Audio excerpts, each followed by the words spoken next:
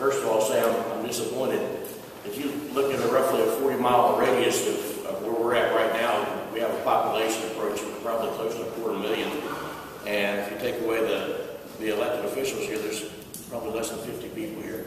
I'm really disappointed that people need to stand up for what they think, and in my memory, this ever being done. And this is the way it's supposed to be done. You guys are doing it right. We're bringing it to the people, which is exactly the way it's supposed to be done. When I parked down in the parking lot down there, I saw one of the senator's license plates that ideas for WP. I don't know whose that is, but I love that. It's mine. That's all. I think that was fantastic. And that's what it's supposed to be about. You guys are living in the park. I was getting ready to move it. I like the license plate, but I saw it. And that's what it's supposed to be about. You guys are elected to represent the people here, the people who aren't here. And his license plate indicates just that. He's got ideas for West Virginia, but you guys are out there getting those ideas from us. Fantastic. I applaud you for that. That brings me to the next point. I hope the House does the same thing. I was going to ask somebody, one of the local delegates here, if they plan on doing that, but somebody did that before me, just before the meeting. The gentleman asked Delegate Marshall if the House had intended to have meetings similar to this, and their response was, we don't even have our committee together yet. I'm not quite sure where the efficiency is in that, or how that's responsible to people, but maybe that's where that's going to go. And I do know that from a meeting in the Eastern Panhandle, you probably recall one of the local Democrat delegates from there stating that the process is actually already underway. She's got all the district maps on her kitchen table, is what she stated, and she's been getting phone calls. So apparently the House redistricting is being done in people's homes and behind closed doors, and I'm disappointed that. I hope that that will change. Don't know if we're going to, but I hope that will change. Obviously, the three things we're looking at is the Senate redistricting, the House delegates redistricting, and the congressional redistricting. The Senate's pretty cut and dry. Again, I have to agree with what everybody said here about Montague County. Montague County is the only one of the states that's cut into 3 pieces of pie. And that makes it tough on them. Of course, Marion County, we have the 13th district, which takes up roughly 2/3 of Marion County and 1/4 of the center of Montague County. And according to the map, there's only one other county in the state that's cut in that has a swath taken on the middle of it, which is Mercer.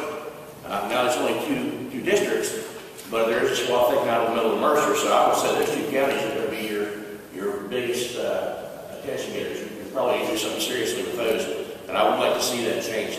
On the House side, I don't know that I saw any major issues with the current lines, with our current system. But I have to say that I strongly urge going to the single delegate districts.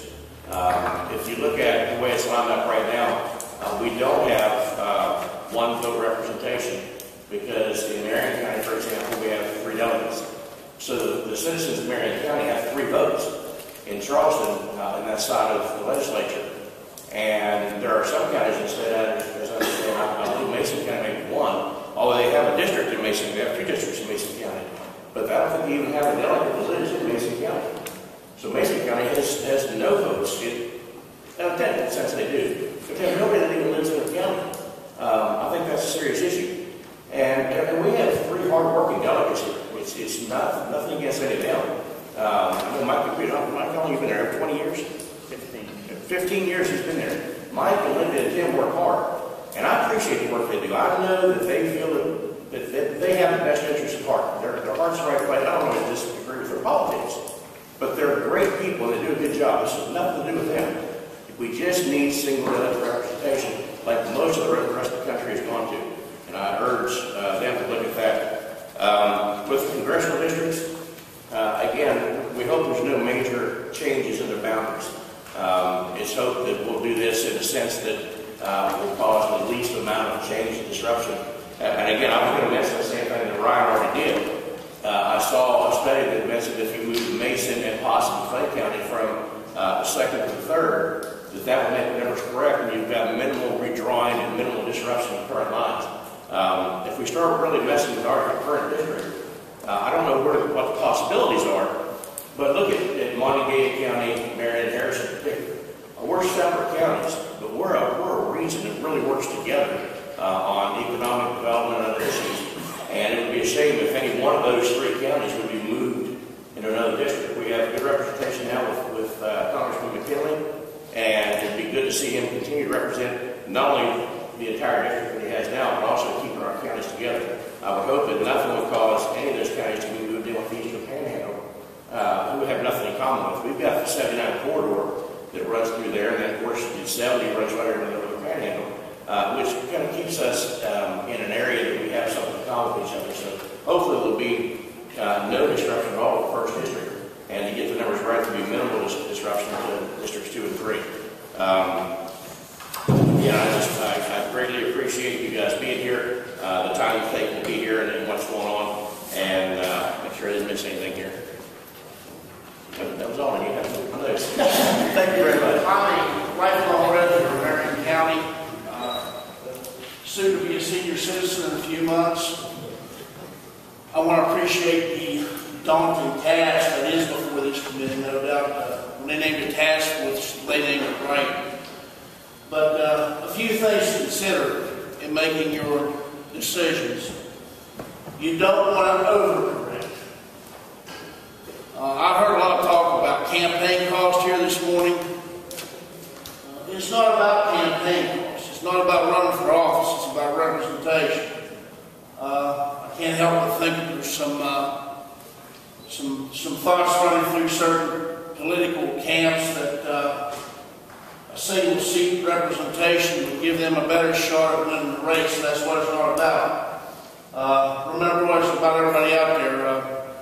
I think it was the 2004 campaign that statistics come out. West Virginia per capita was one of the oldest in the state's population. Marion County was the oldest.